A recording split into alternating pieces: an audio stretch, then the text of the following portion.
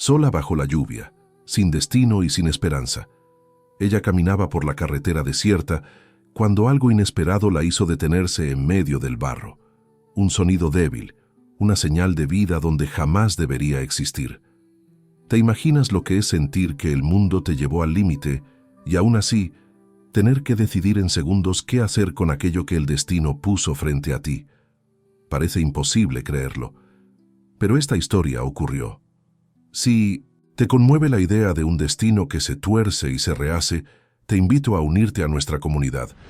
Suscríbete al canal y deja tu like para que juntos alcancemos los 500 inscritos en Cuentos de Viuda. Tu apoyo nos ayuda a seguir contando cada historia que merece ser escuchada. Lo que comenzó allí en esa carretera mojada y silenciosa cambió todo de una manera que nadie podría prever. Y cuéntame en los comentarios desde qué ciudad estás viendo este relato. Prepárate. Este camino empieza con un paso y con un sonido que jamás salió de su memoria. La lluvia caía con fuerza aquella tarde de noviembre de 1952 en San Lázaro del Río, un pueblo olvidado entre las sierras secas del interior de México, donde el viento solía aullar con más fuerza que las plegarias de sus habitantes. El agua transformaba los caminos de tierra roja en ríos de lodo pegajoso que intentaban tragarse las botas gastadas de María José, una mujer de 45 años, cuya figura encorvada bajo el rebozo negro parecía cargar no solo con la tormenta, sino con el peso invisible de una soledad antigua y dolorosa. Regresaba del cementerio como hacía cada domingo sin falta, después de limpiar las cruces de madera podrida de su esposo y su único hijo, a quienes la mina se había tragado años atrás, sin pedir permiso ni ofrecer consuelo. El frío se le metía en los huesos, pero a María José ya no le importaba el frío de afuera. Hacía mucho tiempo que se había acostumbrado al invierno perpetuo que habitaba dentro de su pecho, en esa casa de adobe vacía, donde el único sonido era el eco de sus propios pasos sobre la tierra apisonada. Caminaba con la cabeza baja, protegida apenas por el tejido empapado de su rebozo, cuando un sonido extraño rompió la monotonía del aguacero y el rugido del viento entre los mezquites. No era el lamento habitual de los coyotes que bajaban de la sierra buscando carroña, ni el crujido de las ramas secas al romperse. Era un gemido agudo, intermitente y desesperado, un sonido que ningún animal del monte haría.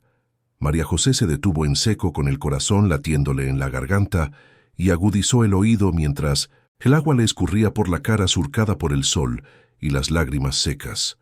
El llanto venía de la cuneta, justo donde el camino hacía una curva peligrosa al borde del barranco, un lugar donde la gente solía tirar la basura que ya no servía o los animales enfermos que no tenían cura.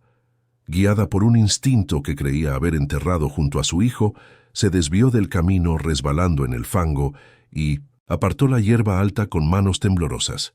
Allí, peligrosamente inclinada hacia el vacío y deshaciéndose bajo la lluvia torrencial, había una caja de cartón de esas que se usaban para transportar frutas en el mercado del pueblo, empapada y deforme.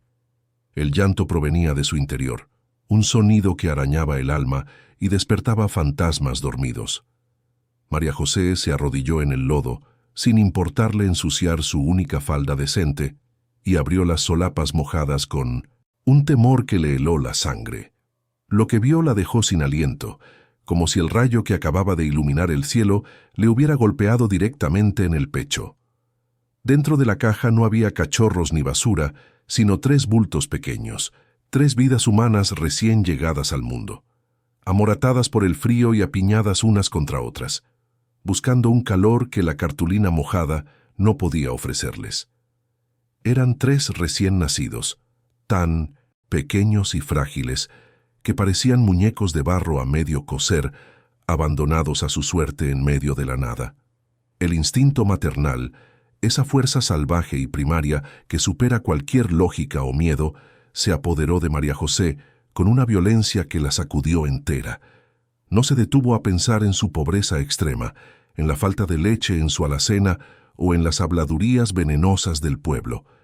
Simplemente reaccionó, se quitó el rebozo empapado, sacudió el agua lo mejor que pudo y comenzó a envolver a las criaturas una por una, tratando de transmitirles el poco calor que le quedaba a su propio cuerpo. Los bebés estaban envueltos en periódicos del día anterior y trapos viejos que olían a humedad y abandono. Pero bajo la suciedad, María José notó que la piel de los pequeños era suave, demasiado suave para haber nacido en un petate de tierra. Con una fuerza que no sabía que tenía, levantó la caja, que ahora pesaba como el mundo entero, y la apretó contra su pecho, protegiéndola con su cuerpo, mientras emprendía la carrera más importante de su vida hacia su jacal. La distancia hasta su pequeña casa de adobe pareció eterna. Cada paso era una batalla contra el lodo que intentaba retenerla, contra el viento que quería arrebatarle la carga y contra el pánico de que aquellos corazones diminutos dejaran de latir antes de llegar al refugio. María José corría y rezaba una letanía atropellada que se mezclaba con su respiración agitada, pidiendo a la Virgen que no permitiera que la muerte le ganara la partida otra vez. Al llegar, empujó la puerta de madera hinchada por la humedad y entró en la penumbra de su hogar, dejando fuera la tormenta, pero trayendo consigo una urgencia de vida o muerte. Dejó la caja sobre la mesa de pino y corrió a encender la estufa de leña, soplando las brasas moribundas hasta que el fuego rugió y las paredes de adobe comenzaron a irradiar un calor bendito que olía a ocote y esperanza. Con manos que temblaban por la adrenalina y el frío, María José comenzó la tarea delicada de desvestir y secar a los pequeños. Puso a calentar un poco de leche de cabra que le había sobrado de la mañana y buscó trapos limpios de algodón, rasgando una sábana vieja que guardaba para ocasiones especiales. Mientras limpiaba la piel azulada del primero de los bebés, un varón que apenas abría los ojos notó algo que la hizo detenerse en seco y fruncir el ceño. Debajo de los periódicos sucios y los trapos vastos que los cubrían por encima, los niños llevaban puestas unas camisitas interiores de lino finísimo, de una blanco que, aunque manchado, delataba una calidad que jamás se había visto en San Lázaro del Río. En el cuello de la prenda, bordadas con hilo de seda casi invisible, había unas iniciales entrelazadas que ella no reconoció, pero que gritaban dinero y alcurnia. Continuó con los otros dos, descubriendo que eran dos niños y una niña, idénticos como gotas de agua, un parto múltiple que en aquellos tiempos y en esas tierras era considerado casi un milagro o una maldición, dependiendo de quién lo mirara. Al secar a la última niña, sus dedos rozaron algo duro y frío en el fondo de la caja, oculto bajo una capa de periódicos apelmazados. Era un objeto pesado que brillaba con un resplandor dorado a la luz de las llamas de la estufa. María José lo sacó con cuidado, sintiendo un escalofrío que no tenía nada que ver con la lluvia. Era un relicario de oro macizo, antiguo y trabajado con una maestría que solo los orfebres de la capital poseían. Tenía grabado un escudo familiar con un roble y un lobo, y al darle la vuelta, leyó una inscripción grabada con trazos elegantes: «Para que nunca olvides que tu sangre es sagrada». María José se dejó caer en la silla de paja con el relicario apretado en el puño, y los tres bebés ahora envueltos en telas secas durmiendo exhaustos sobre su cama. Aquel oro valía más que su casa, más que todo lo que ella poseía o poseería jamás. Pero en sus manos se sentía pesado y peligroso, como si sostuviera una brasa encendida. Nadie, absolutamente nadie, abandonaba a tres niños vestidos de lino y con una joya de familia en una carretera perdida, a menos que quisiera borrar su existencia de la faz de la tierra para siempre. María José comprendió entonces que no solo había salvado a unos huérfanos de la lluvia, se había metido en medio de un secreto oscuro, una historia de poder y traición que seguramente alguien poderoso quería mantener enterrada bajo el lodo de la tormenta. Quizás, pensó, este relicario no era un descuido, sino un último grito de auxilio, un mensaje desesperado de la madre que, incluso en su agonía, había luchado por dejar una señal de la verdad. La noche cayó pesada sobre el jacal y el silencio volvió, pero esta vez estaba cargado de una tensión eléctrica. María José aseguró la tranca de la puerta y cerró las ventanas de madera, sintiéndose observada por la oscuridad del monte. Alimentó a los pequeños con un trozo de tela empapado en leche tibia, observando cómo sus boquitas buscaban con desesperación el sustento, y sintió cómo algo se rompía y se reconstruía dentro de su pecho. Aquel instinto feroz que había sentido en la carretera se transformó en una promesa silenciosa. Mientras ella tuviera aliento, nadie tocaría a esas criaturas. Pero el miedo era un animal que respiraba en la nuca. Sabía que quien hubiera dejado esa caja allí no tardaría en preguntarse si el trabajo estaba hecho. O peor aún, podría regresar para asegurarse. Los días siguientes se convirtieron en una vigilia constante, una mezcla de agotamiento físico y terror paranoico. María José no salía de casa, mantenía las luces apagadas y vivía con el oído pegado a la puerta, sobresaltándose con cada crujido de las vigas o cada ladrido lejano de los perros del pueblo. Sin embargo, en un lugar tan pequeño como San Lázaro del Río, el secreto es un lujo que nadie puede pagar por mucho tiempo. El llanto de 3 bebés no es algo que las paredes de adobe puedan contener eternamente, y pronto los murmullos comenzaron a correr como agua sucia por las calles empedradas. ¿Cómo podía una viuda sola, que no había estado embarazada, tener llantos de recién nacidos en su casa? La curiosidad de los vecinos se transformó en sospecha, y la sospecha inevitablemente viajó más rápido que el viento hasta llegar a los oídos equivocados. Oídos que estaban esperando la confirmación de una muerte, no de un milagro. Una semana fue suficiente para que el aire en San Lázaro del Río cambiara, volviéndose denso e irrespirable como el humo de leña verde. Las miradas de las vecinas, antes indiferentes o cargadas de una lástima lejana, se tornaron inquisitivas, clavándose en la espalda de María José cada vez que salía a buscar agua o a comprar maíz. El pueblo era un organismo vivo y cruel que se alimentaba de secretos, y el llanto de 3 niños en la casa de una viuda estéril era un manjar demasiado jugoso para ignorarlo. María José sentía el cerco cerrarse. Las persianas de las casas vecinas se movían apenas pasaba y el silencio se hacía repentino en el mercado cuando ella se acercaba. Sabía que era cuestión de tiempo antes de que la curiosidad se transformara en denuncia, o peor aún, en una noticia que viajara más allá de las montañas, hasta los oídos de aquellos que habían dejado la caja en la carretera para que la tormenta hiciera el trabajo sucio. El temor se materializó una tarde de martes, cuando el sol luchaba por atravesar una capa de nubes plomizas que prometían más frío. Un sonido ajeno a la rutina del campo rompió la quietud de la tarde, el rugido grave y potente de un motor que no pertenecía a ninguna camioneta de carga ni a los tractores viejos de la zona. María José, que estaba desgranando maíz en la cocina con los niños dormidos en cestos de mimbre improvisados, sintió que la sangre se le iba a los pies. Se asomó con cautela por la rendija de la ventana y vio cómo un automóvil negro, largo y lujoso, aunque cubierto por una capa gruesa de polvo del camino, se detenía lentamente frente a su humilde cerca de palos. El contraste era violento. Aquel vehículo brillante parecía una bestia metálica fuera de lugar entre el adobe y la paja, una amenaza moderna invadiendo un mundo antiguo. Del asiento del copiloto bajó un hombre que María José reconoció al instante, aunque nunca había cruzado palabra con él. Era Rogelio, el capataz mayor de la hacienda El Encanto, un sujeto conocido por su crueldad con los peones y por ser la mano derecha de Fernando, el yerno de don Luis, el administrador que ahora controlaba todo.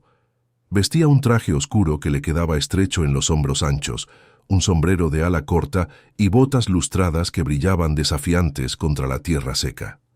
Detrás de él bajaron 2 hombres más con aspecto de matones a sueldo, con las manos inquietas cerca de la cintura, donde seguramente ocultaban algo más que pañuelos. No venían a preguntar por el clima, ni a ofrecer trabajo.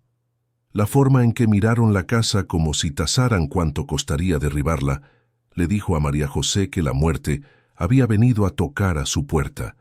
Con el corazón galopando como un caballo desbocado contra sus costillas, María José corrió hacia los cestos donde dormían los pequeños. No había tiempo para pensar, solo para actuar.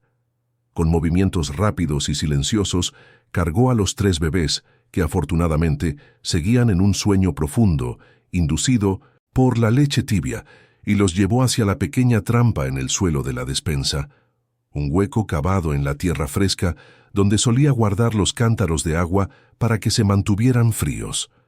Los acomodó sobre unas mantas viejas, rogando al cielo que no despertaran, que no lloraran, que se volvieran invisibles. Cerró la tapa de madera pesada y colocó encima un costal de frijol y una pila de ollas de barro, tratando de disimular la entrada al escondite con la naturalidad del desorden cotidiano. Apenas había terminado cuando el primer golpe sonó en la puerta, seco y autoritario, haciendo vibrar el polvo de las vigas.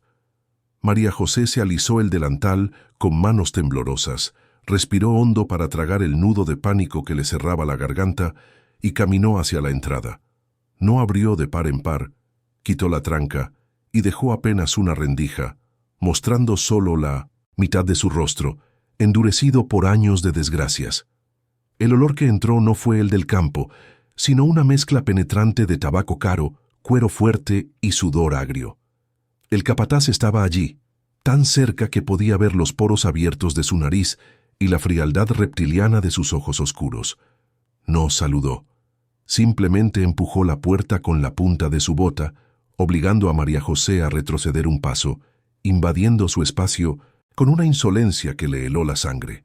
«¿Vive sola aquí, señora?», preguntó Rogelio con una voz rasposa que intentaba sonar casual, pero que cargaba el peso de una amenaza explícita. «Sola vivo y sola quiero estar», respondió María José, sorprendiéndose de la firmeza de su propia voz, aunque por dentro sus rodillas parecían de agua. El hombre sonrió, una mueca torcida que no llegaba a los ojos, y se quitó el sombrero con una falsa cortesía burlona. «Andamos buscando algo que se nos cayó del camión hace unos días por aquí cerca», dijo paseando la mirada por la habitación vacía, deteniéndose en la estufa encendida y en los pañales de tela, secándose cerca del fuego. «Unos perritos, unos cachorros de raza fina que el patrón mandó traer. Nos dijeron que alguien vio a una mujer recoger una caja de la carretera. Usted no habrá visto nada, ¿verdad? Porque esos animales valen mucho dinero y el patrón se pone muy mal cuando le roban lo suyo». La mentira era tan burda y grotesca que insultaba la inteligencia. Nadie movilizaba un coche de lujo y 3 hombres armados por unos perros, y mucho menos los buscaban una semana después. María José sostuvo la mirada del hombre clavando sus uñas en las palmas de sus manos para controlar el temblor. «Aquí no hay perros ni finos ni corrientes», dijo seca, «y yo no recojo basura de la carretera. Apenas tengo para comer yo, menos voy a tener para alimentar animales ajenos». El silencio que siguió fue espeso, cargado de violencia contenida. El hombre dio un paso hacia adentro, sus ojos escaneando cada rincón, buscando un movimiento, un sonido, un error. María José contuvo la respiración, rezando para que bajo el suelo, en la oscuridad de la tierra, los 3 ángeles no decidieran reclamar su alimento. El capataz se quedó quieto un momento más, olfateando el aire como un sabueso buscando el rastro de la presa. Luego soltó una risa corta y seca. «Es una lástima», dijo retrocediendo finalmente hacia el umbral, «porque si alguien tuviera esos perritos y no los devolviera, podría meterse en un problema muy grande. Accidentes pasan todo el tiempo por aquí, casas que se queman, gente que se cae al barranco, ya sabe». Se dio la vuelta lentamente, pero antes de salir lanzó una última mirada sobre el hombro, una mirada que prometía un regreso. Si se acuerda de algo, o si los perritos aparecen ladrando por ahí, más le vale que nos avise. La Hacienda El Encanto sabe recompensar y también sabe cobrar. El coche negro se alejó levantando una nube de polvo rojo que tardó minutos en asentarse, pero la sensación de peligro no se disipó con él. María José cerró la puerta y puso todas las trancas posibles, arrastrando incluso la mesa pesada contra la entrada. Corrió a sacar a los bebés del agujero, besando sus cabecitas sudorosas con una mezcla de alivio y terror.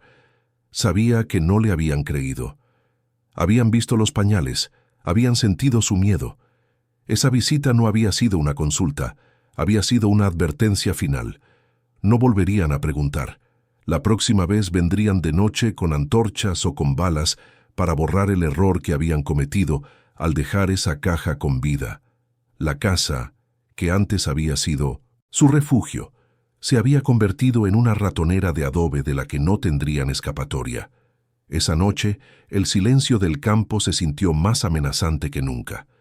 Cada crujido de las ramas parecía un paso humano.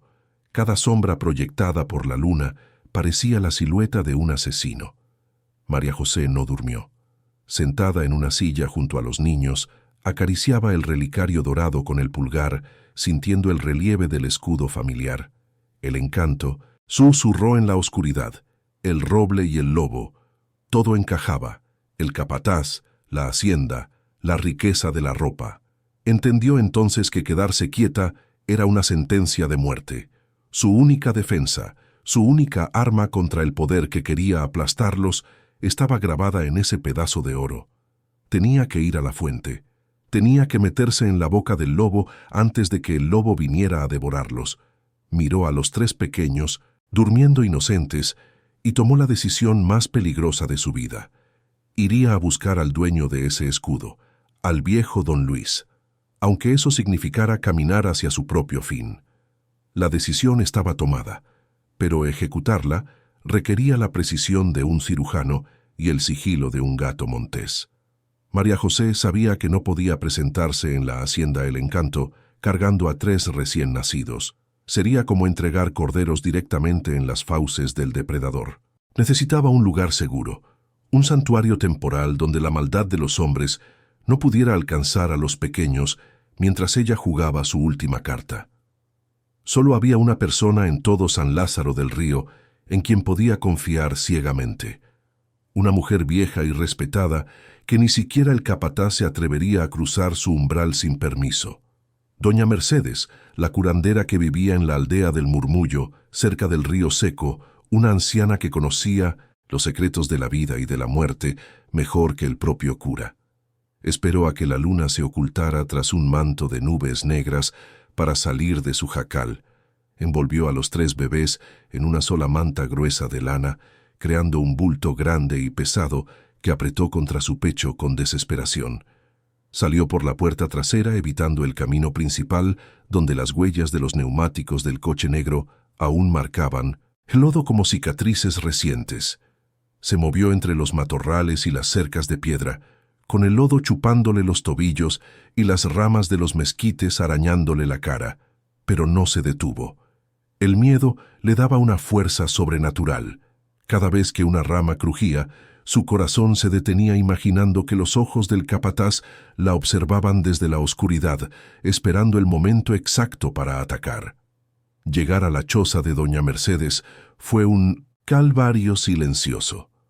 La anciana, alertada quizás por los espíritus con los que decía hablar, o simplemente por el oído agudo de quien vive en perpetua vigilancia, abrió la puerta antes de que María José pudiera tocar. El olor a copal, ruda y alcohol de caña la recibió como un abrazo protector. Sin necesidad de palabras, María José depositó su carga preciosa sobre el petate de la curandera. Son hijos de la desgracia, pero tienen derecho a la vida, susurró María José con la voz quebrada por la angustia de la separación. Doña Mercedes, con sus ojos blancos por las cataratas, pero que parecían verlo todo, asintió solemnemente y puso una mano huesuda sobre el hombro de la viuda. «Ve con Dios, mujer. Aquí nadie entra si yo no lo permito. La tierra los protege».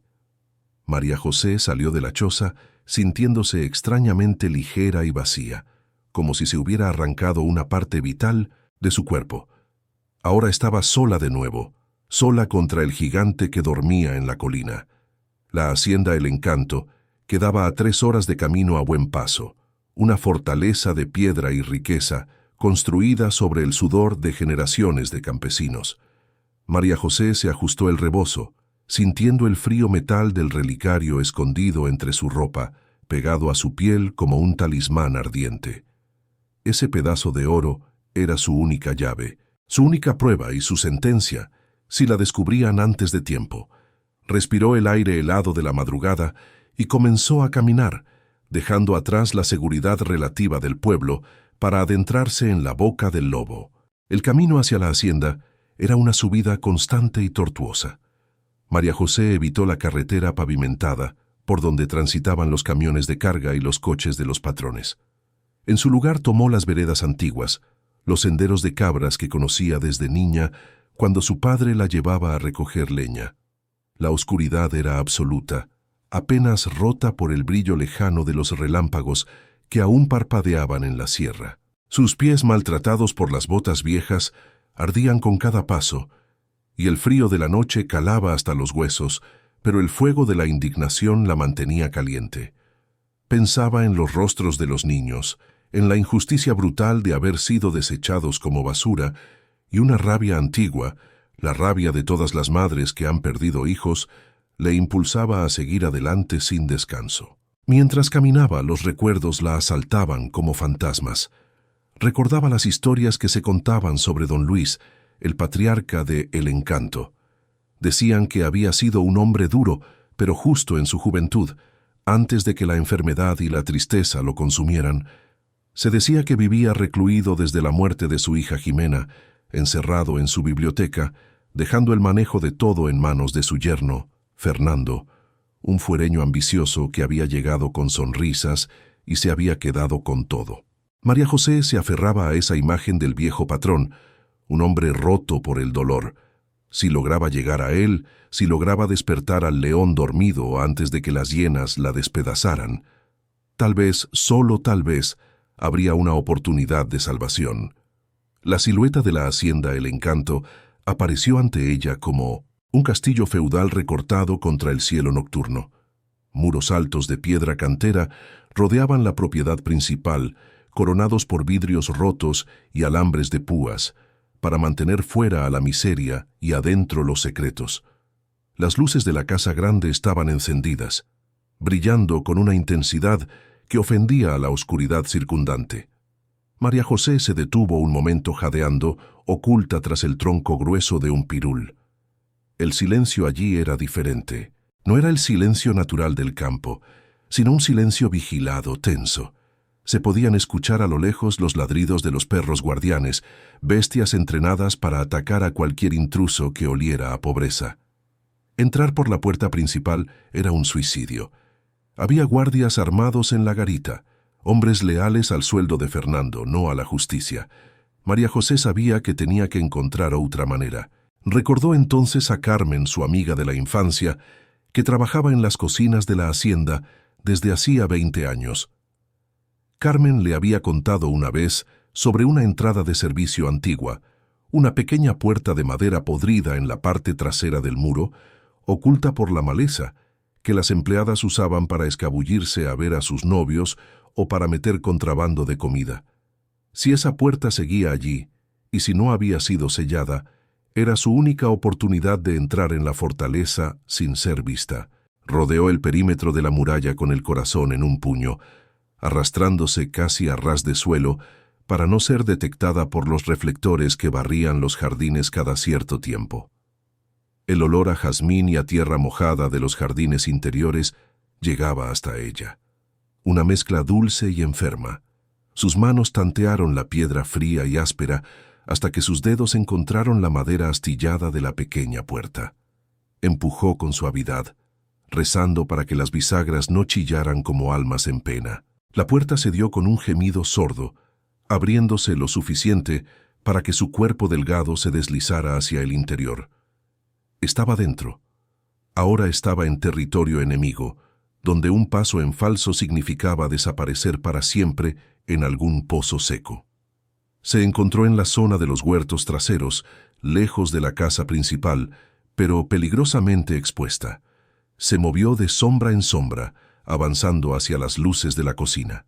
Podía ver el movimiento de las sirvientas a través de los ventanales empañados, preparando quizás el desayuno para los señores que dormían ajenos al drama que se gestaba en sus tierras. María José necesitaba llegar a la casa grande, cruzar los pasillos de servicio y encontrar la biblioteca, el lugar donde, según decían todos, el viejo don Luis pasaba sus noches de insomnio.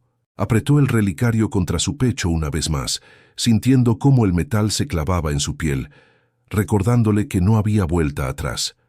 Esa noche, la verdad saldría a la luz, o ella terminaría enterrada en la oscuridad. El trayecto desde los huertos hasta la entrada de servicio fue una agonía de sombras y latidos desbocados, donde cada arbusto podado parecía un guardia agazapado, y el crujir de la grava bajo sus pies sonaba como disparos en el silencio de la madrugada.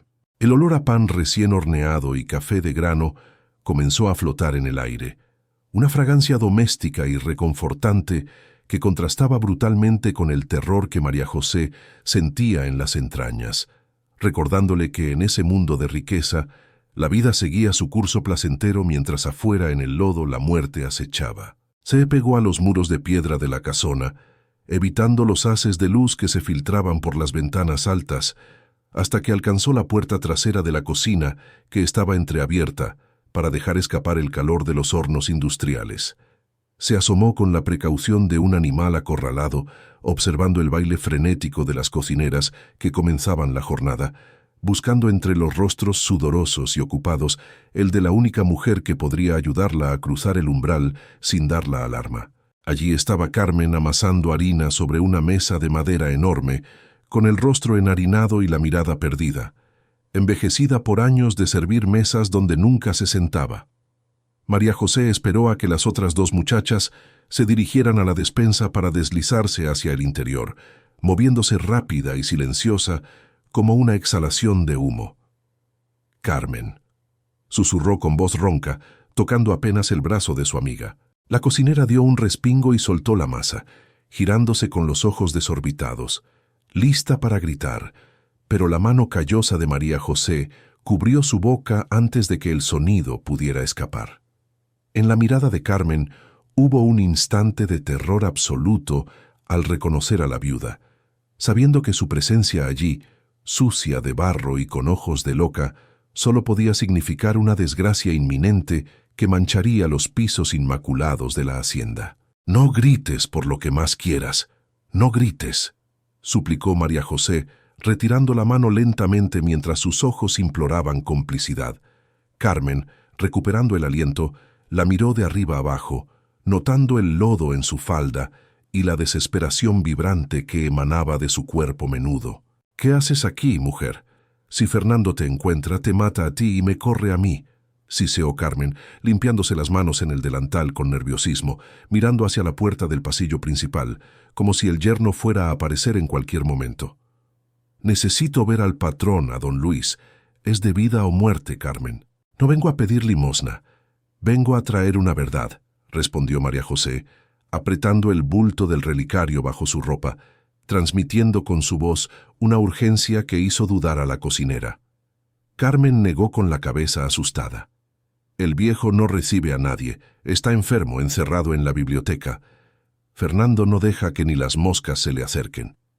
«Si no entro va a correr sangre inocente, Carmen, sangre de la propia familia», insistió María José, clavando sus ojos oscuros en los de su amiga.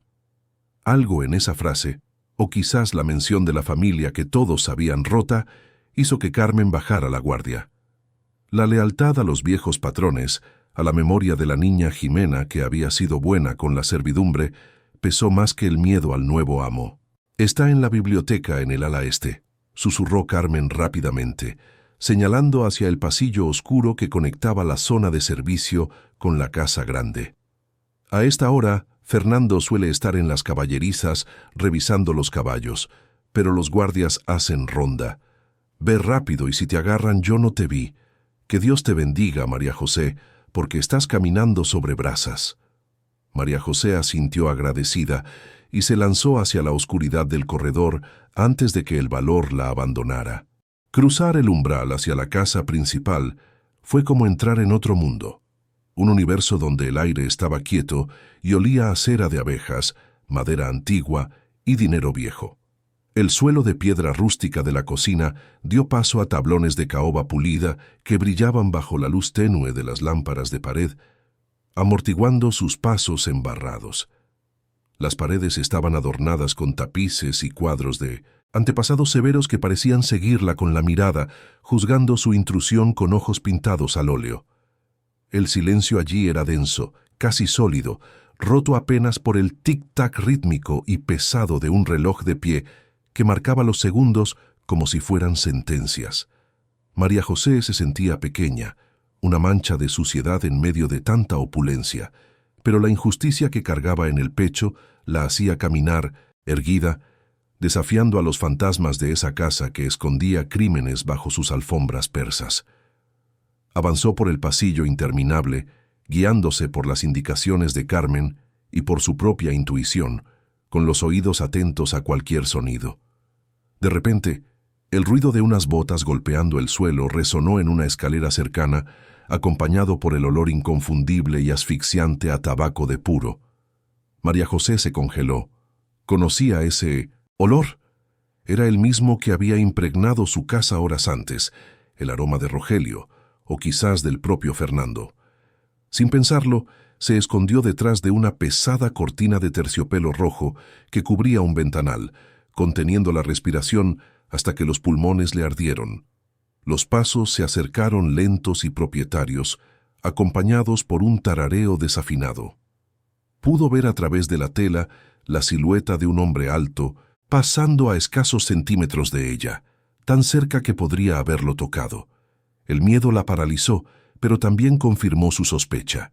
El enemigo estaba despierto y vigilante. Esperó a que los pasos se alejaran hacia el comedor antes de salir de su escondite, temblando pero viva. Al final del pasillo, una puerta doble de roble macizo, tallada con relieves de escenas de caza, se alzaba imponente. La biblioteca. Una línea de luz dorada se filtraba por debajo, indicando que alguien estaba despierto dentro. María José se detuvo frente a la madera, sintiendo que al otro lado estaba el final de su camino, para bien o para mal. Sus manos, ásperas por el trabajo en el campo, acariciaron la perilla de bronce fría. Sabía que al girarla no solo abriría una habitación, sino que abriría la caja de Pandora que había encontrado en la carretera. Cerró los ojos un instante, invocando la imagen de los 3 bebés durmiendo en el petate de la curandera, y giró el metal. La puerta se abrió con un gemido suave, revelando una estancia cavernosa, forrada de estanterías que llegaban hasta el techo alto, repletas de libros encuadernados en cuero que olían a polvo y sabiduría olvidada. Una chimenea de piedra dominaba el fondo con brasas moribundas que proyectaban sombras danzantes sobre las alfombras gruesas. Y allí, en un sillón de orejas de cuero verde, de espaldas a la entrada y frente al fuego, estaba la figura de un hombre. Se veía pequeño en aquel asiento enorme, cubierto con una manta de lana a cuadros. El sonido de su respiración era rasposo, difícil, el sonido de alguien que está cansado de respirar. María José entró y cerró la puerta tras de sí con suavidad, encerrándose con el patriarca, sellando su destino en esa habitación cargada de secretos. Caminó lentamente hacia el sillón, pisando la alfombra para no hacer ruido, hasta quedar en el campo de visión del anciano. Don Luis dormitaba con la cabeza caída sobre el pecho y un libro abierto sobre las piernas flacas.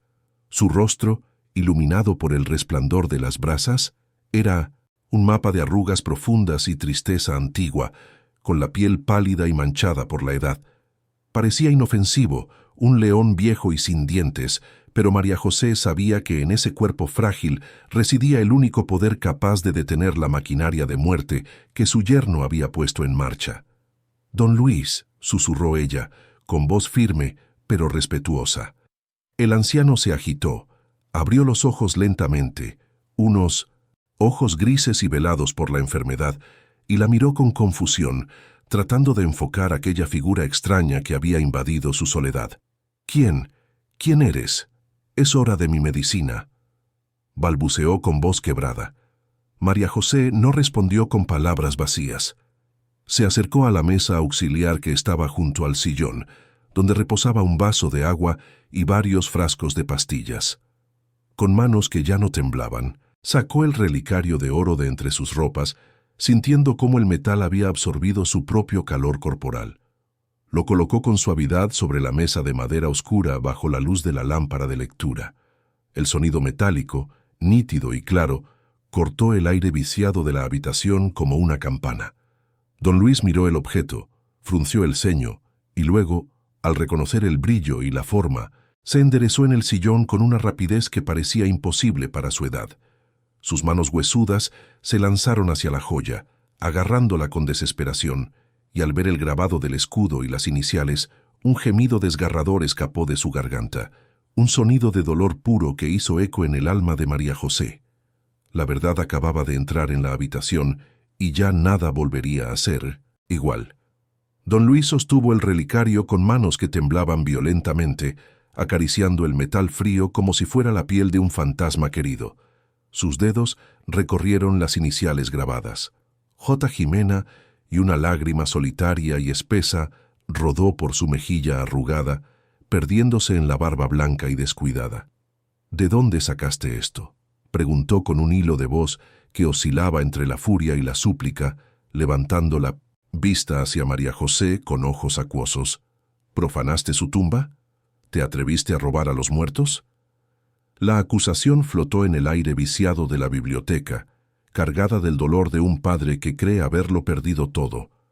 María José no retrocedió. Sabía que ese era el momento de la verdad, el instante en que debía romper el corazón del anciano para poder salvar lo que quedaba de su linaje. No robé a los muertos, don Luis. Rescaté a los vivos, respondió María José con voz firme, dando un paso hacia la luz de la lámpara para que él pudiera ver la honestidad brutal en su rostro sucio de barro. Este relicario no estaba en una tumba, estaba en una caja de cartón empapada, tirada en la cuneta de la carretera vieja junto al barranco, y no estaba solo. Estaba calentando los cuerpos de 3 recién nacidos que alguien de esta casa mandó tirar como si fueran basura. El anciano la miró con la boca entreabierta, incapaz de procesar la enormidad de lo que escuchaba. ¿3? Jimena. Fernando me dijo que el niño nació muerto, que ella murió en el parto, un solo niño. María José se arrodilló junto al sillón, quedando a la altura de los ojos grises del patriarca, y le tomó las manos huesudas entre las suyas, ásperas y calientes. Le mintieron, patrón. No fue uno, fueron 3, 2 niños y una niña, idénticos como gotas de agua. Están vivos, don Luis. Yo los encontré. Yo los alimenté, y traían puesta ropa de lino fino bordada, ropa que solo un nieto suyo podría usar. Le contó con palabras rápidas y urgentes cómo los había hallado bajo la lluvia, cómo lloraban de hambre y frío, y cómo el capataz Rogelio había ido a su casa buscándolos con mentiras sobre perros perdidos. Cada palabra de María José era un golpe de martillo sobre la fragilidad del anciano, rompiendo la cáscara de mentiras que su yerno había construido a su alrededor durante años. La comprensión amaneció en el rostro de don Luis, transformando la confusión en un horror absoluto. Su mente, aletargada por la tristeza y quizás por los sedantes que Fernando le suministraba para mantenerlo dócil, comenzó a atar cabos con una claridad dolorosa. El testamento antiguo de la familia estipulaba que la fortuna y la tierra pasarían a los nietos varones al cumplir la mayoría de edad. Si Jimena moría sin hijos, todo el control quedaría en manos del viudo Fernando. Un parto múltiple, 3 herederos legítimos, no, era solo un milagro médico. Era la sentencia de ruina para la ambición desmedida del yerno. Fernando no había visto niños, había visto rivales, obstáculos que debían ser eliminados antes de que dieran su primer respiro en el mundo. «Están con doña Mercedes, la curandera», susurró María José apretando las manos del viejo para anclarlo a la realidad. «Están a salvo por ahora, pero su yerno sabe que no murieron. Sabe que alguien los tiene. Si usted no se levanta de esa silla, si no recupera el mando de esta hacienda ahora mismo, esta noche correrá la sangre de sus nietos y la mía también». Don Luis cerró los ojos y un sollozo seco sacudió su pecho. Un sonido de pura agonía. Había estado llorando a una hija muerta mientras sus nietos tiritaban en el lodo. La culpa y la rabia se mezclaron en su sangre, despertando una fuerza que llevaba años dormida bajo capas de resignación. De repente, el león viejo despertó. Don Luis abrió los ojos y ya no había niebla en ellos, solo un fuego frío y terrible. Se quitó la manta de las piernas con un movimiento brusco y trató de incorporarse, apoyándose pesadamente en los brazos del sillón. Sus piernas estaban débiles por la falta de uso, pero su voluntad era de hierro. «Maldito sea», gruñó con la voz recuperando el tono de mando que una vez hizo temblar a todo el valle. «Maldito sea él y maldito sea yo por ciego. Ayúdame, mujer, ayúdame a ponerme de pie. Nadie toca a mi sangre, nadie». María José lo sostuvo por el brazo, sintiendo el peso muerto de su cuerpo, pero también la tensión vibrante de sus músculos tensándose para la batalla. En ese instante el silencio de la casa se rompió.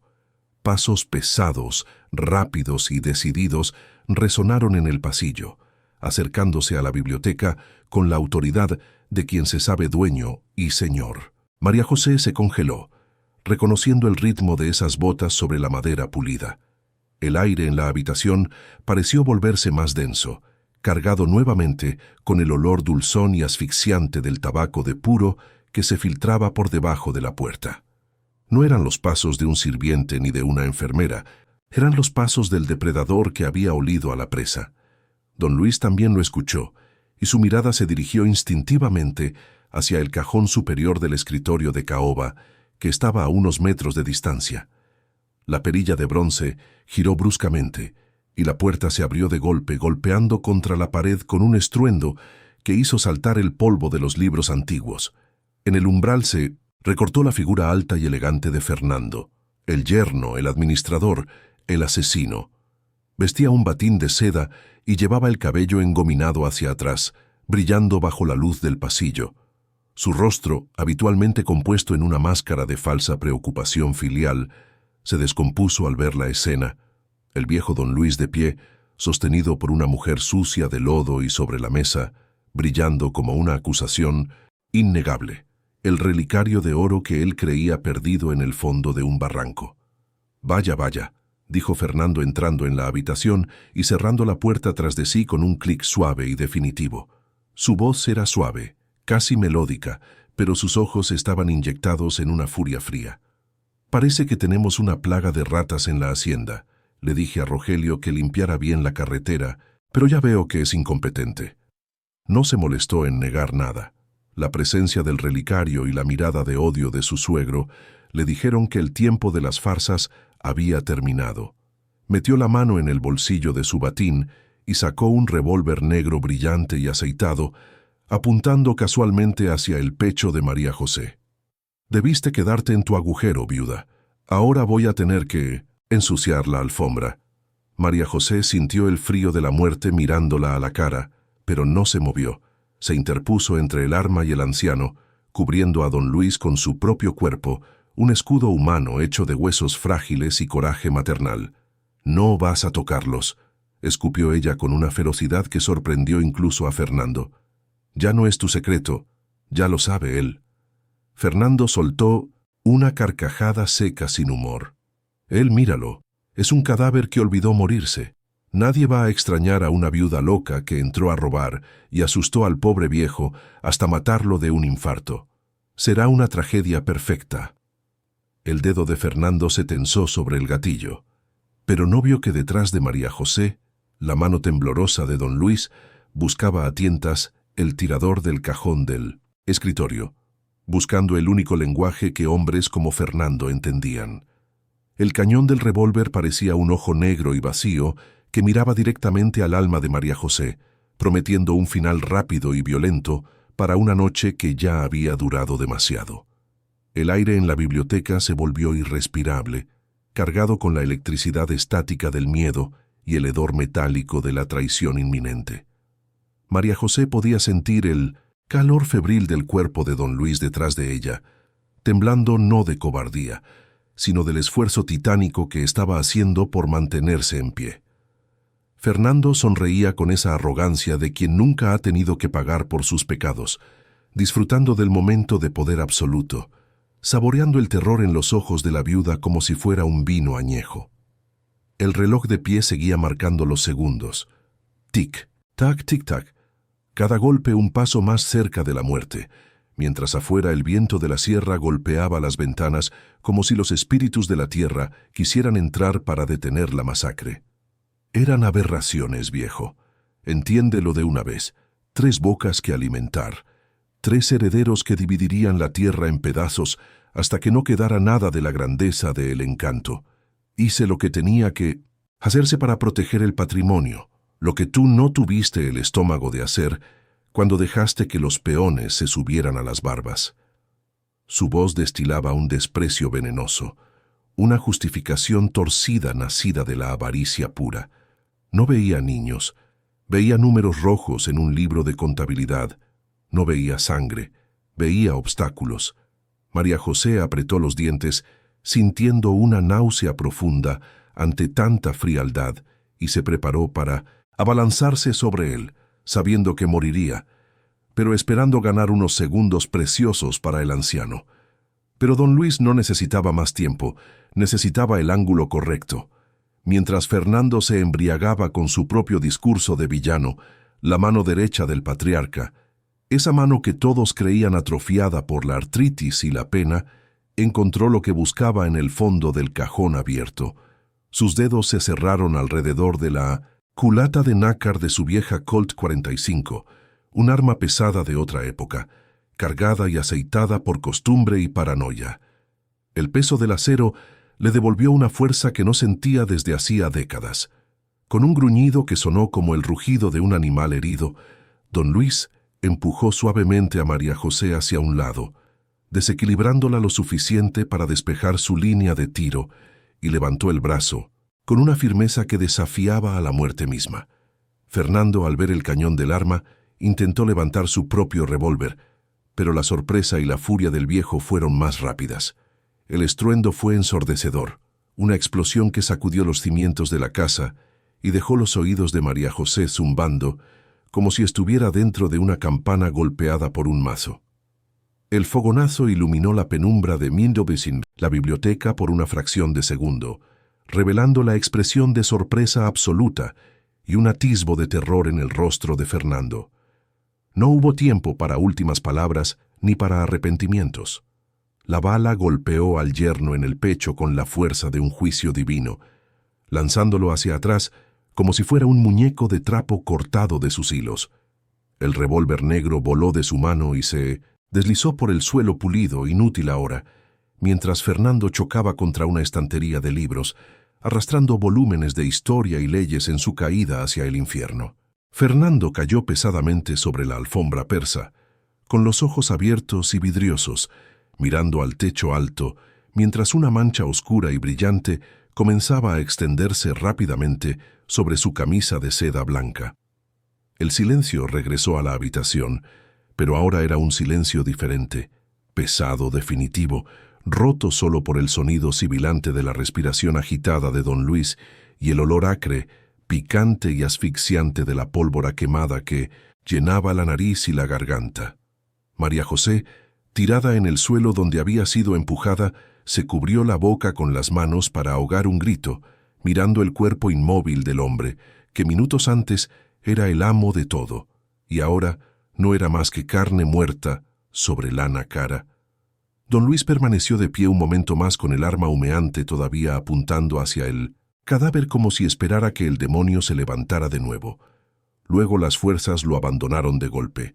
El revólver se le resbaló de los dedos y cayó al suelo con un golpe sordo, y el anciano se desplomó de regreso en su sillón de cuero, jadeando con la piel grisácea y el sudor perlando su frente. «Se acabó», murmuró con voz ronca, cerrando los ojos. «Se acabó la mentira».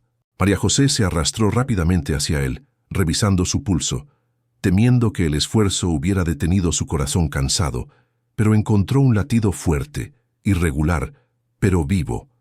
El latido de un hombre que acaba de recuperar su dignidad a balazos. Afuera de la biblioteca, el mundo comenzó a despertar del shock. Gritos ahogados y pasos apresurados resonaron en el pasillo, acercándose como una marea. La puerta se abrió de golpe, nuevamente, pero esta vez no era un enemigo. Carmen, la cocinera, entró con el rostro pálido y los ojos desorbitados, seguida por Pedro y Genaro, los dos guardias de seguridad que miraban la escena con las armas desenfundadas, pero bajas, confundidos ante el cuadro dantesco, el patrón vivo, el administrador muerto y la viuda del pueblo arrodillada como una figura de tragedia griega. «¿Don Luis?», preguntó Pedro, el guardia más viejo que había servido en la hacienda desde antes de que Fernando llegara. La lealtad en esa casa siempre había estado dividida, y la muerte del tirano aclaraba las dudas. «Intentó matarme», dijo don Luis, abriendo los ojos y clavando una mirada de acero en los guardias. Recuperando la autoridad con cada palabra, señaló el cuerpo de Fernando con un dedo tembloroso, pero acusador. «Intentó matarme para quedarse con todo y ocultar que mis nietos están vivos. Esa mujer, María José, me salvó la vida».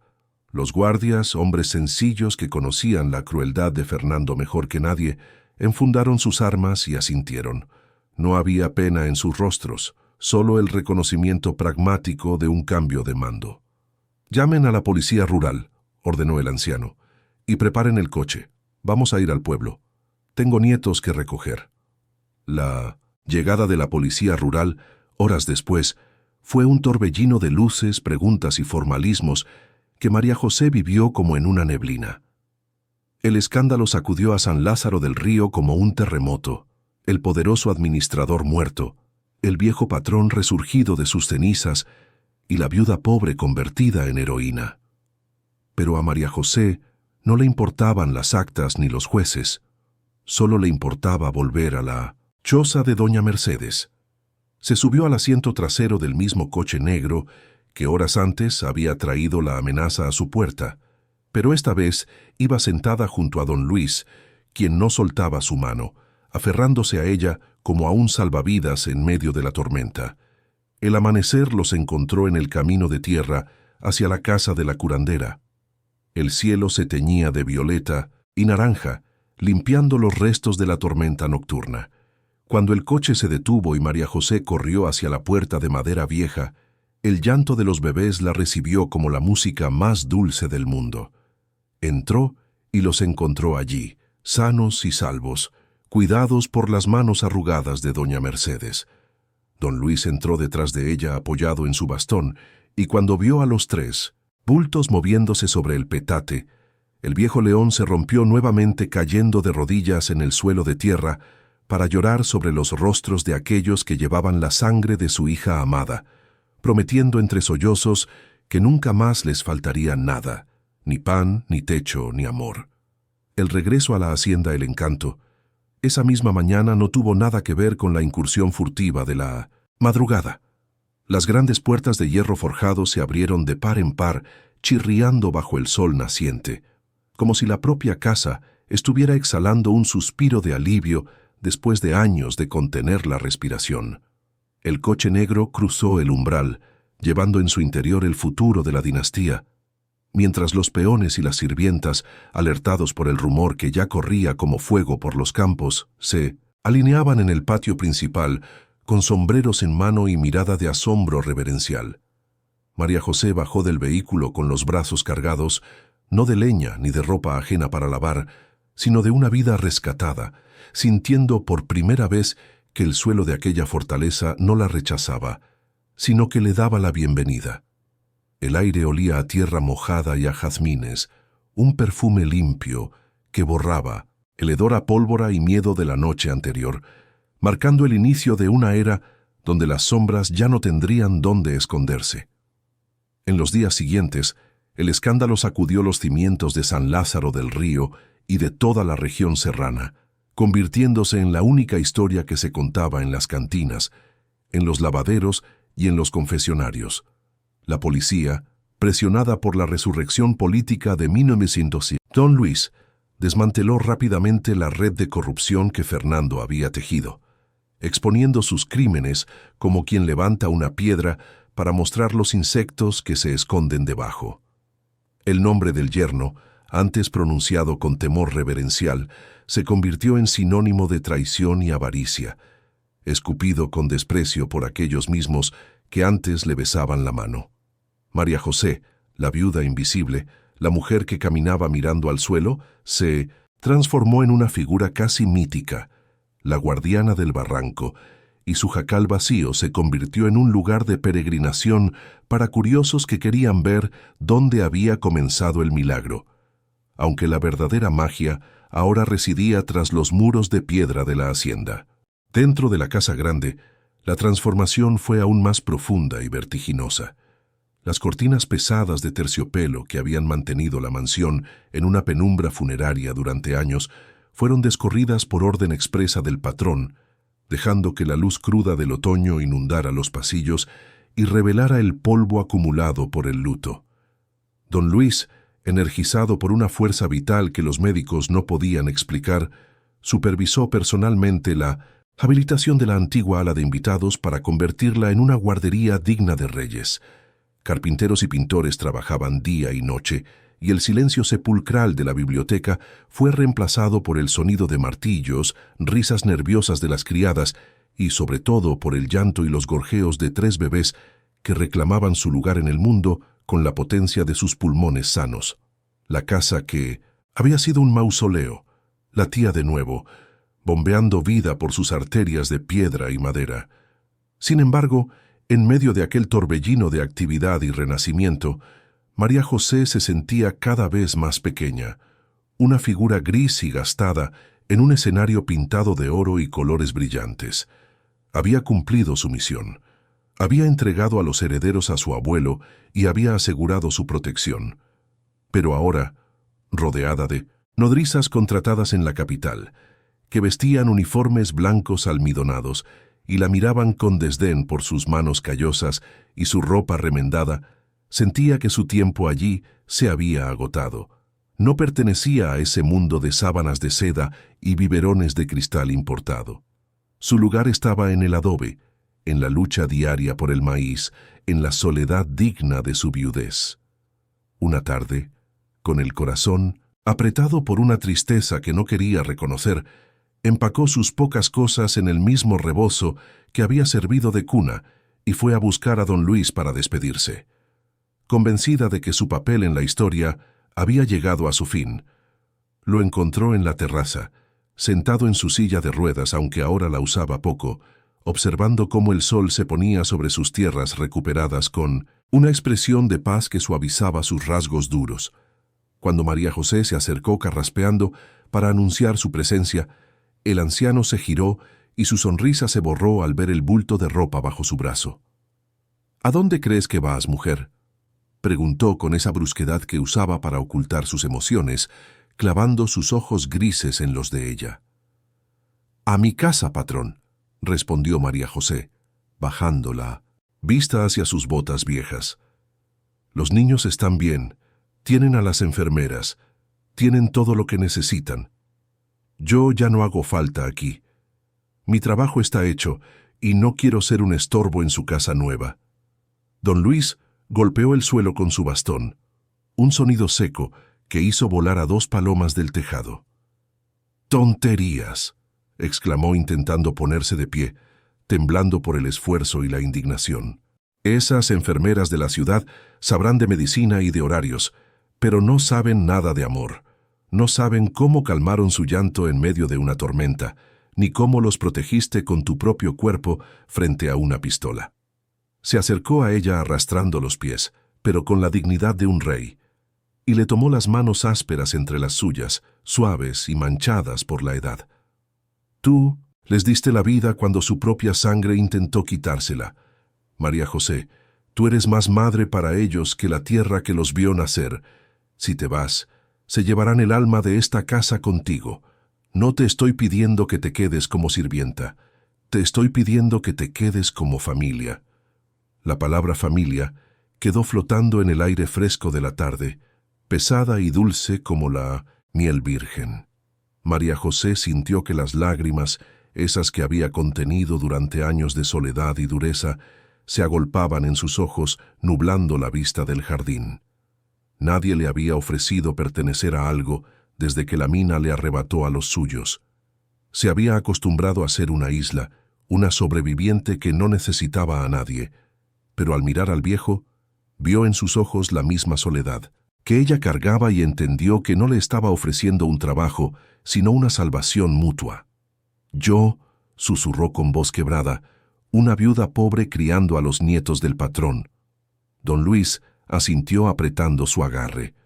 Una leona criando a mis cachorros. Eso es lo que necesito. Quédate, María José. Sé la madre que el destino les robó y la hija que yo perdí.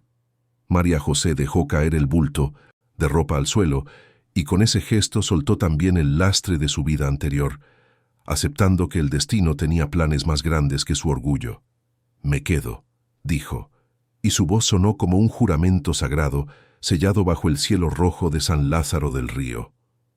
Esa misma noche, las enfermeras de Almidón recibieron nuevas órdenes. Ninguna decisión sobre los niños se tomaría sin la aprobación de doña María José. Fue ella quien decidió mover las cunas para que les diera el sol de la mañana, quien insistió en que se les cantara antes de dormir en lugar de dejarlos llorar, y quien con instinto certero despidió a la nodriza que trataba con brusquedad al más pequeño de los varones, demostrando que su autoridad no venía de los títulos, sino del amor feroz que le nacía de las entrañas. La rutina en la hacienda El Encanto cambió para siempre. La rigidez militar de antaño se suavizó bajo la influencia de María José, quien trajo consigo la calidez del pueblo y la sabiduría de la tierra. Los niños crecían rodeados no solo de lujos, sino de historias de campo, de canciones de cuna antiguas y de un afecto tangible que ninguna riqueza podía comprar. María José aprendió a moverse por los pasillos de mármol sin pedir disculpas por su presencia, cambiando sus vestidos remendados por ropas sencillas, pero dignas que don Luis mandaba hacer para ella, aunque nunca dejó de usar su rebozo, símbolo de la noche en que la vida le cambió el rumbo. Se convirtió en el puente entre dos mundos, enseñándole al abuelo a cargar a los bebés, sin miedo a romperlos y a reírse de las manchas de leche en sus trajes de lana inglesa. Meses después, en una noche tranquila donde la lluvia era solo un recuerdo lejano y amable que regaba los campos, María José se encontró observando a los tres niños dormir en sus cunas de madera tallada. La luz de la luna entraba por la ventana, iluminando sus rostros pacíficos y llenos de salud. Se acercó al retrato al óleo de Jimena, la madre biológica, que colgaba ahora en la pared principal de la habitación, devuelto a su lugar de honor. La joven del cuadro tenía una mirada triste y dulce, muy parecida a la que a veces ponía don Luis.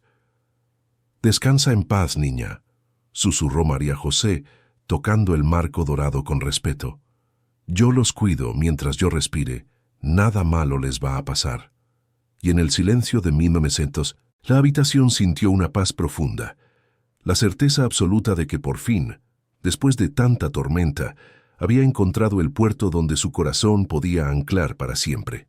Los años en la hacienda El Encanto comenzaron a pasar, no con la lentitud agónica de la soledad que había reinado antes, sino con la velocidad vertiginosa de la infancia, marcados por raspones en las rodillas, fiestas de cumpleaños ruidosas y lecciones de vida aprendidas entre los surcos de la tierra. Los tres bebés, que habían llegado envueltos en periódicos mojados, se transformaron en jóvenes vigorosos y curiosos que llenaban los pasillos de mármol con el eco de sus risas y sus juegos, desafiando la solemnidad de los retratos antiguos, el silencio sepulcral que había asfixiado la casa durante la tiranía de Fernando fue reemplazado por una cacofonía vital, el sonido de pelotas rebotando contra las paredes de piedra, gritos de alegría en el jardín y el murmullo constante de tres voces que preguntaban el porqué de todas las cosas. La hacienda dejó de ser un mausoleo para convertirse en un hogar vibrante, donde cada rincón guardaba ahora un recuerdo feliz, borrando poco a poco las manchas oscuras del pasado.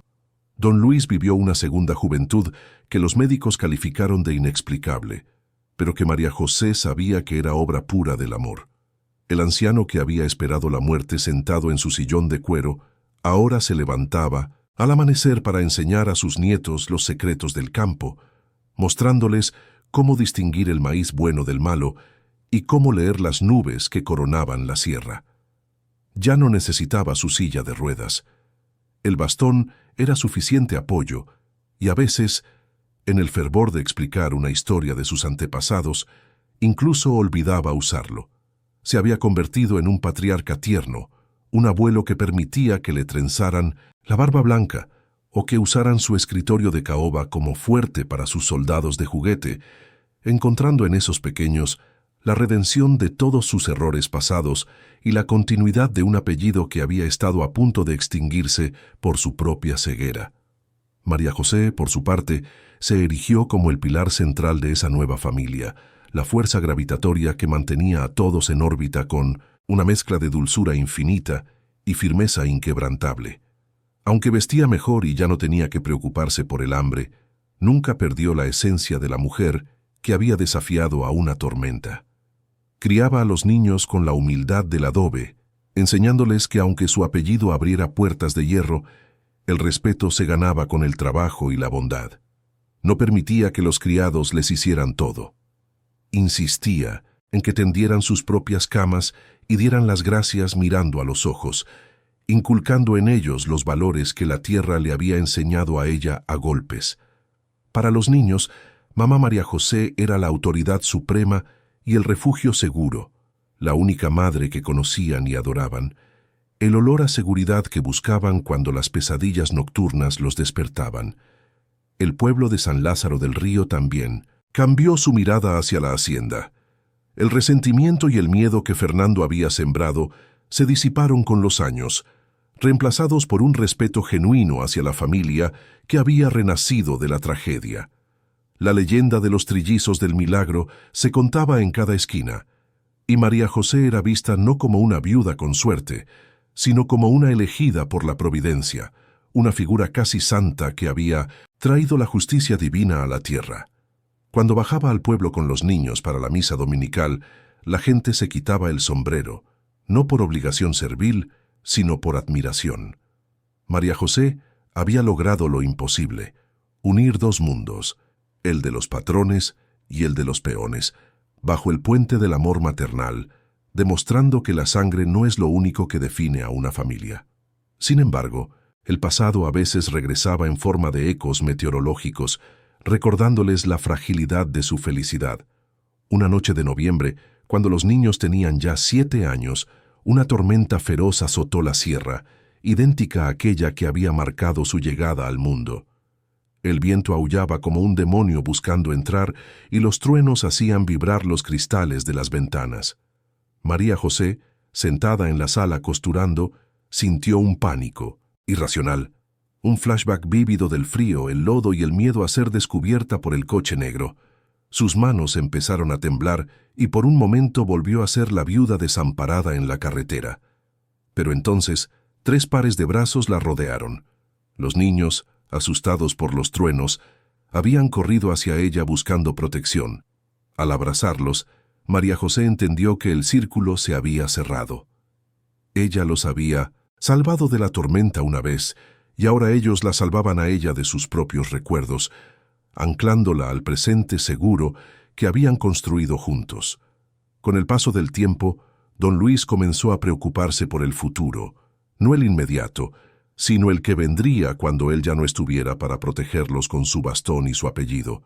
Sabía que la ley de los hombres era traicionera y que, sin papeles firmados, la posición de María José podría ser cuestionada por algún pariente lejano y ambicioso que apareciera como buitre.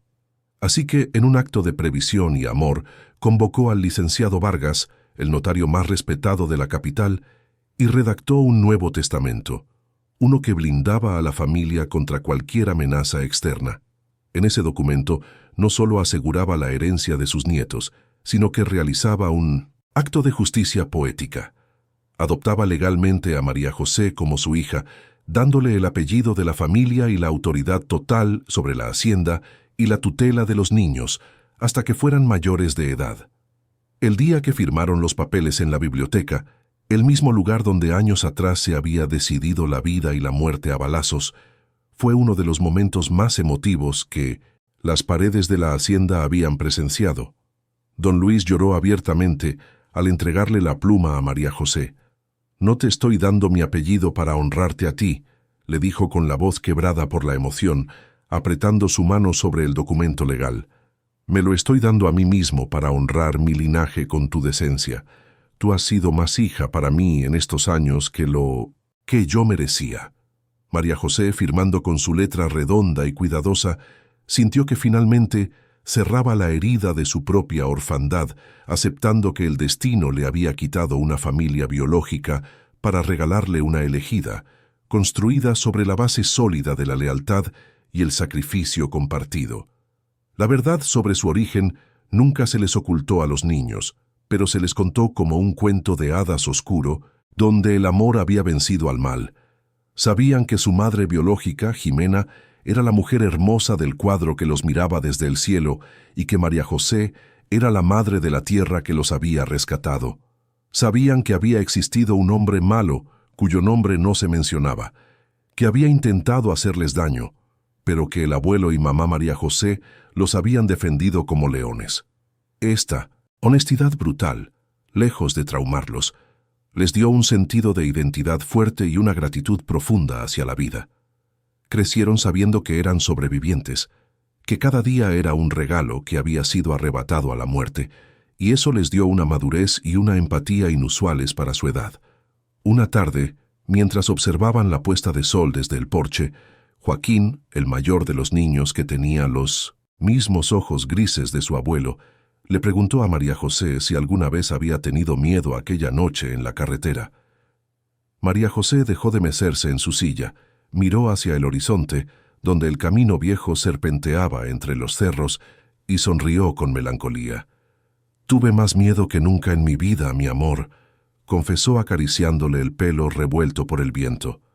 Pero el miedo se hizo pequeño cuando vi sus caritas. A veces el amor te hace hacer cosas locas, cosas valientes, que ni tú sabías que podías hacer. Ese día, ustedes me salvaron a mí tanto como yo a ustedes. Yo estaba muerta en vida y ustedes me devolvieron el alma. Ahora, mirando hacia el futuro, María José sabía que su trabajo no había terminado, pero la parte más difícil, la de sobrevivir a la tormenta, había quedado atrás.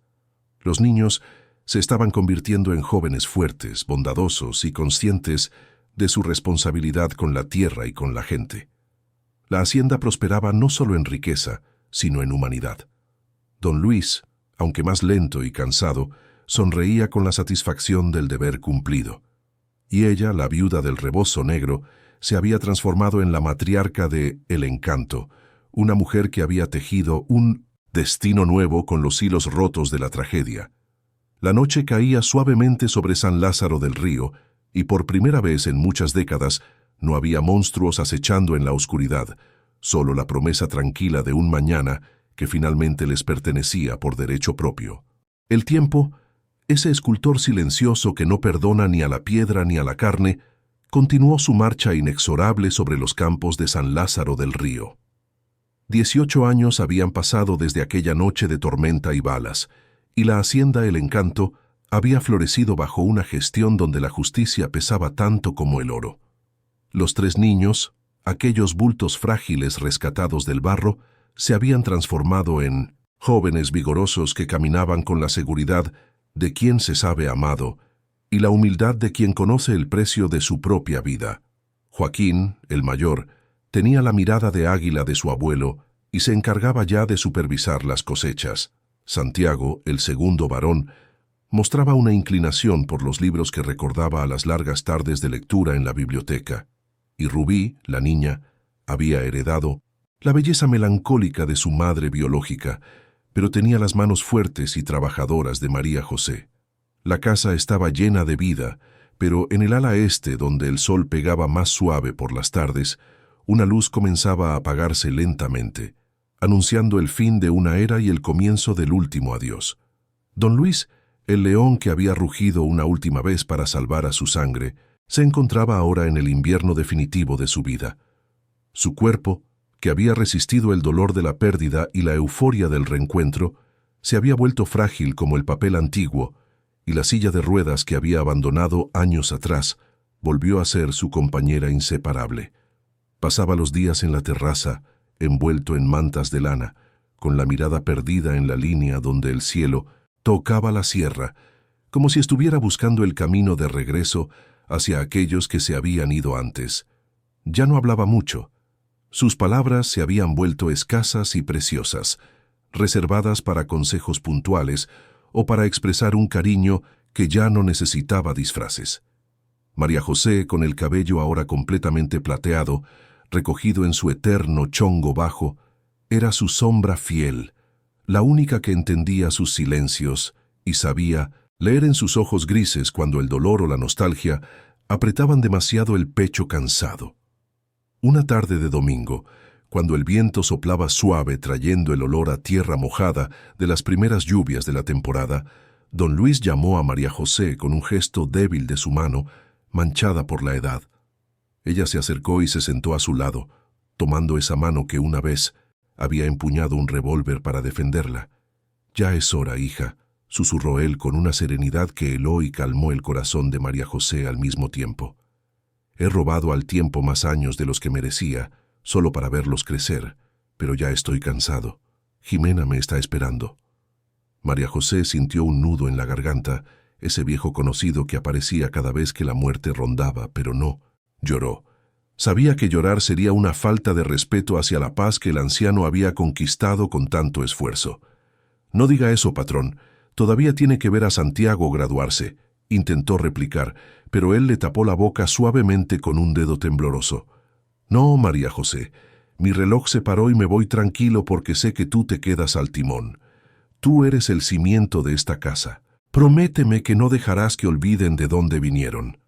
La promesa se selló con un beso en la frente y un apretón de manos que contenía todo el agradecimiento de dos vidas entrelazadas por la tragedia. Esa misma noche, don Luis murió en su sueño, sin dolor, sin agonía. Simplemente dejó de respirar como quien apaga una vela que ya ha consumido toda su cera. Se fue rodeado por el olor a lavanda de sus sábanas limpias y bajo la mirada vigilante de María José, que sostuvo su mano hasta que el calor se disipó. No hubo gritos ni desesperación cuando la noticia se dio a conocer al amanecer.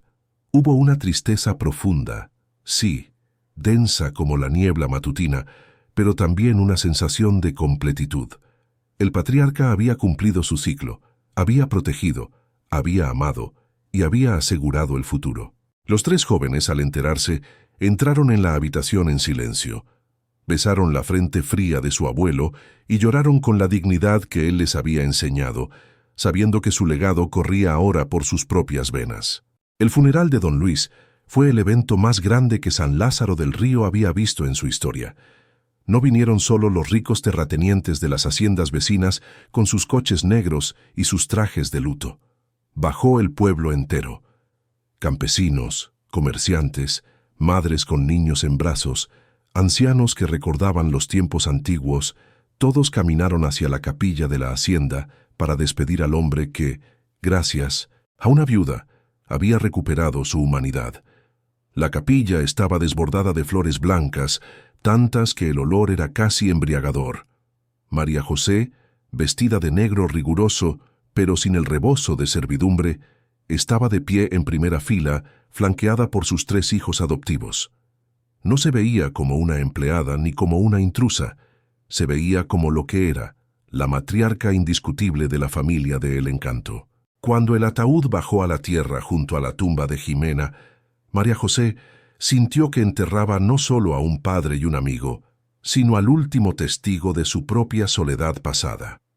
La lectura del testamento días después fue un mero trámite legal que confirmó lo que todos ya sabían y respetaban. No hubo sorpresas, ni parientes lejanos reclamando derechos, ni disputas por la plata.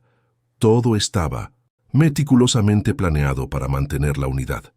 La hacienda pasaba a manos de los tres nietos, pero la administración total y el usufructo vitalicio quedaban bajo el control absoluto de María José hasta su muerte.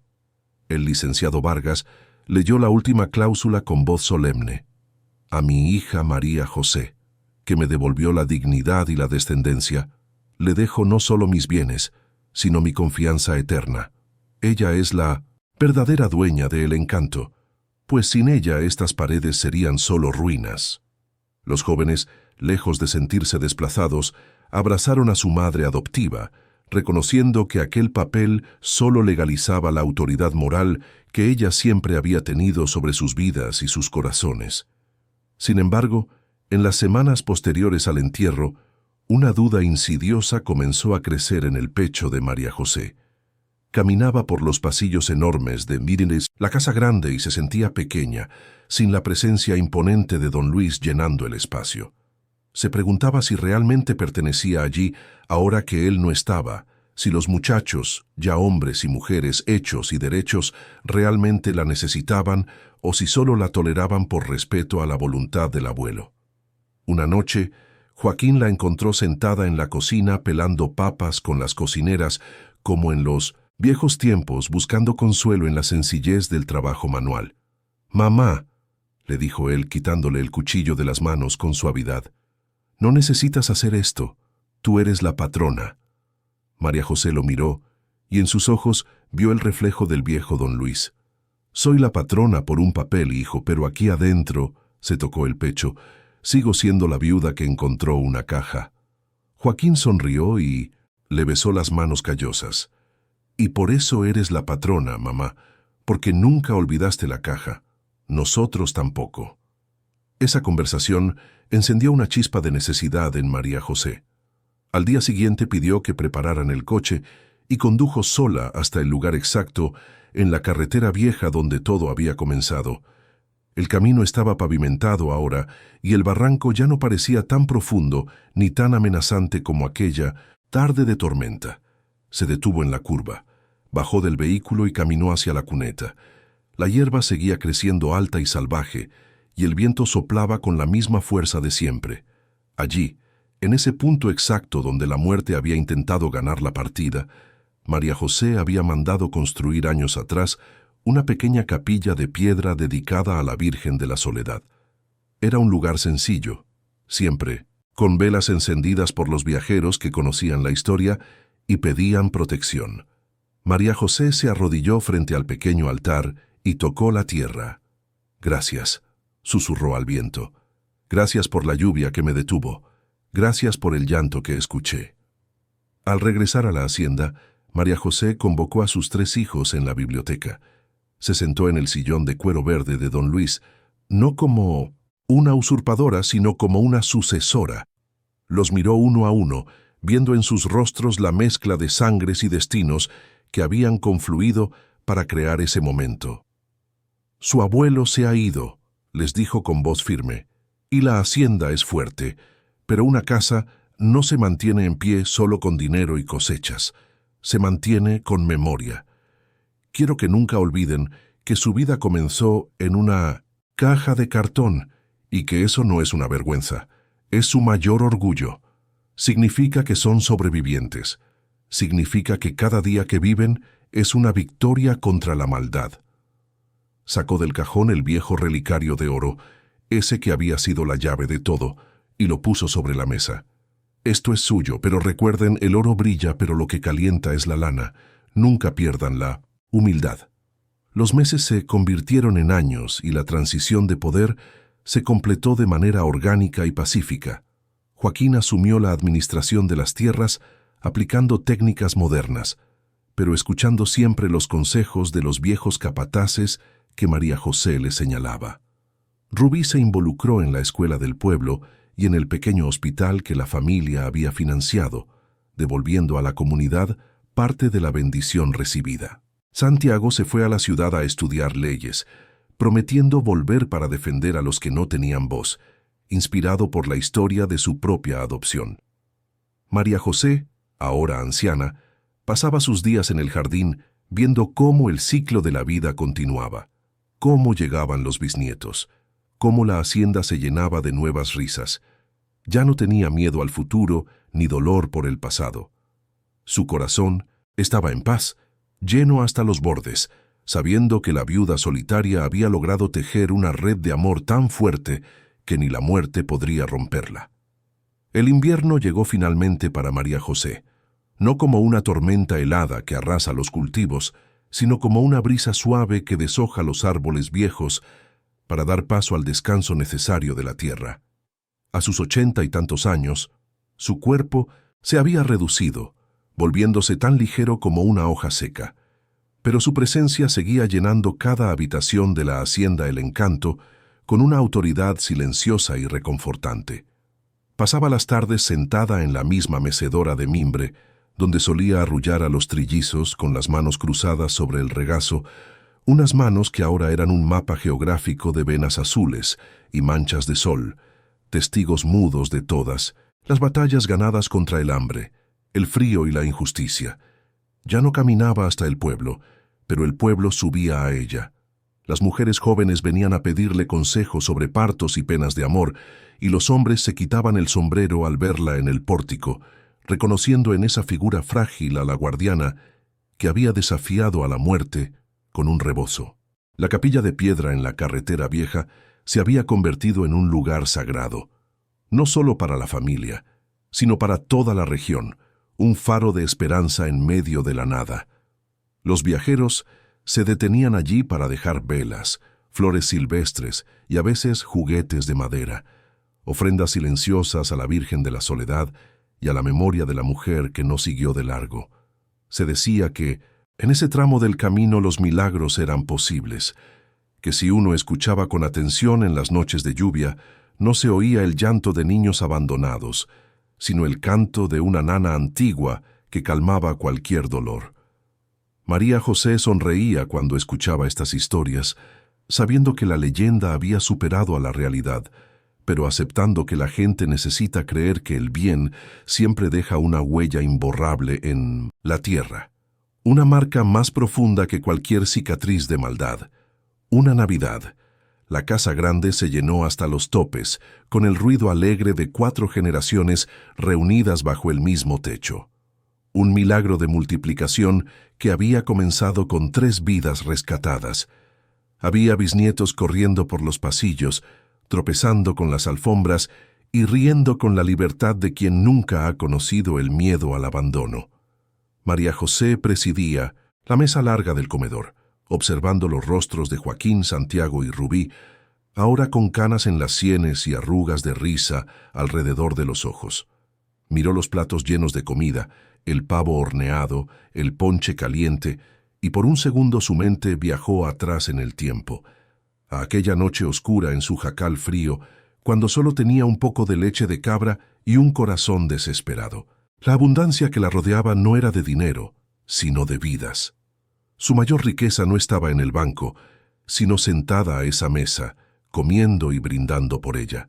Santiago, que había cumplido su promesa de convertirse en un abogado defensor de los desposeídos, se levantó para hacer un brindis, golpeando suavemente su copa de cristal con un tenedor de plata. «Por la abuela María José», dijo con voz firme y emocionada, «que nos enseñó que la sangre te hace pariente, pero la lealtad te hace familia, por la mujer que no necesitó darnos la vida para salvárnosla». Todos alzaron sus copas y María José sintió un calor en el pecho que no venía del vino, sino de la certeza absoluta de haber cumplido su misión. No había vacíos en su alma, ni preguntas sin respuesta sobre por qué Dios le había quitado a su primer hijo. Entendía ahora que su corazón había tenido que ser vaciado por el dolor para tener espacio suficiente para albergar un amor tan inmenso como el que ahora la desbordaba.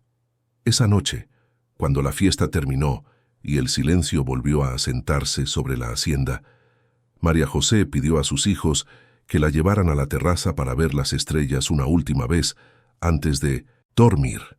El cielo de la sierra estaba limpio, un manto de terciopelo negro salpicado de diamantes fríos.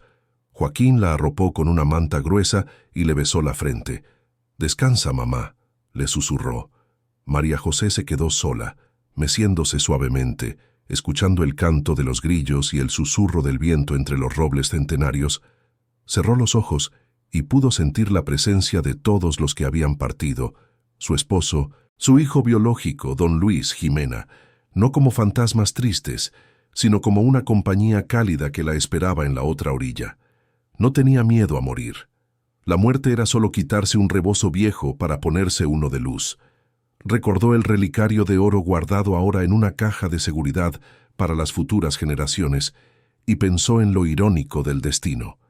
Ese objeto, símbolo de estatus y poder, había sido la llave. Pero la verdadera puerta había sido su propia compasión. Si ella hubiera sido una mujer amargada por su propia desgracia, si hubiera ignorado ese llanto en la cuneta pensando que no era su problema, esa casa estaría vacía, en ruinas, y esos 3 hombres y mujeres magníficos no existirían. La vida era una cadena de decisiones minúsculas y ella había tomado la correcta en el momento en que más le costaba.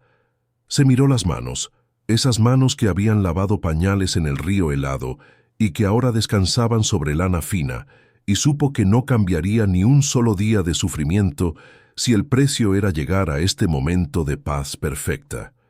La historia de la viuda y los 3 huérfanos se había grabado en la piedra y en la memoria de San Lázaro del Río, convirtiéndose en una parábola viva sobre la redención. María José sabía que pronto su nombre se uniría al de las leyendas del pueblo, que se contaría su vida como un cuento para dormir a los niños asustados, recordándoles que los monstruos existen, sí, pero que las madres valientes de sangre o de corazón son más fuertes que cualquier monstruo. Fernando y su maldad habían sido olvidados, borrados por el peso de la vida que floreció a pesar de él. El mal hace ruido al romperse, pensó María José, pero el bien crece en silencio, como las raíces de un árbol fuerte, y al final es el árbol lo que perdura cuando la tormenta pasa. Sintió que el sueño la vencía, un sueño más profundo y dulce que el habitual. Su respiración se acompasó con el ritmo de la noche, lenta y tranquila. No había deudas pendientes, ni palabras no dichas, ni te quiero guardados en el cajón. Había entregado todo lo que tenía y había recibido 100 veces más a cambio. En su último pensamiento lúcido, volvió a sentir el peso de la caja de cartón en sus brazos, pero ya no pesaba.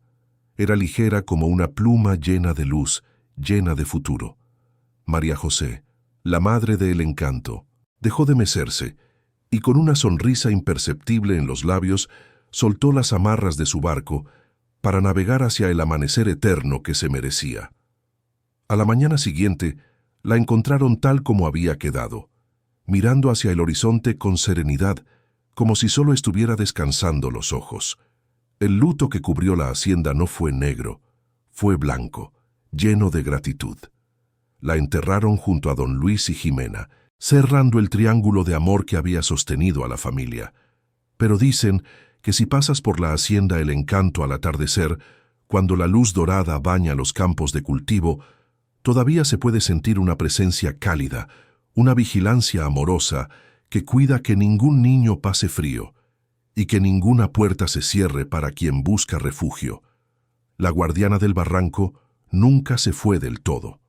Se quedó en Minovicen, la risa de sus bisnietos y en la fuerza de los muros que ayudó a levantar con amor.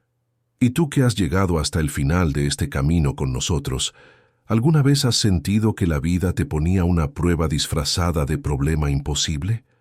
¿Has tenido que tomar una decisión difícil que cambió tu destino para siempre? Cuéntame tu historia en los comentarios, porque a veces pensamos que estamos solos en nuestras tormentas, pero relatos como el de María José nos recuerdan que siempre hay un amanecer esperando. Si esta historia de amor, justicia y coraje te ha tocado el corazón, por favor deja tu like y comparte este video para que más personas recuerden que el verdadero milagro no es sobrevivir, sino amar a pesar de todo. Gracias por escuchar y nos vemos en la próxima historia.